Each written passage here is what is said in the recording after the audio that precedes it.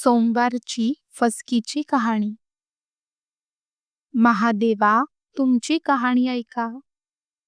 एक आटपाट नगर होतं. त्या नगरात गरीब सवाशीण बाई राहत असे.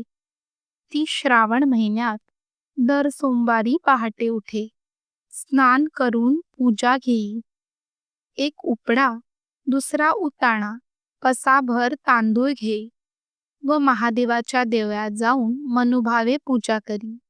जय महादेवा, घे फसकी व दे लक्ष्मी असे म्हणून प्रार्थना करून महादेवाच्या मस्तकावर तांदूळ अर्पण करत असे. उरलेले तांदूळ नंदीच्या पाठीवर वाहून घरी येई. असं तिनं 4 सोमवारी केलं. श्रद्धेने पूजा प्रार्थना केल्यामुळे शंकर तिला प्रसन्न झाले. ती श्रीमंत होत गेली. सुखी समाधानी झाली. उद्यापनाच्या वेळी देवी अन्नपूर्णेला गजनीची चोळी पाठवली.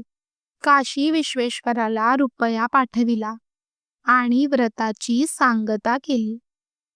शंकराने तिला निरोप पाठविला, अजून तुला नंदीच्या सेवेचं फळ मिळालं नाही. माझ्या सेवेचं तर अद्याप देणंच आहे. पुढं शंकरांनी तिला अमाप देणं दिलं. तिला जसा विश्वेश्वर प्रसन्न झाला तसा तुम्हा आम्हा हो.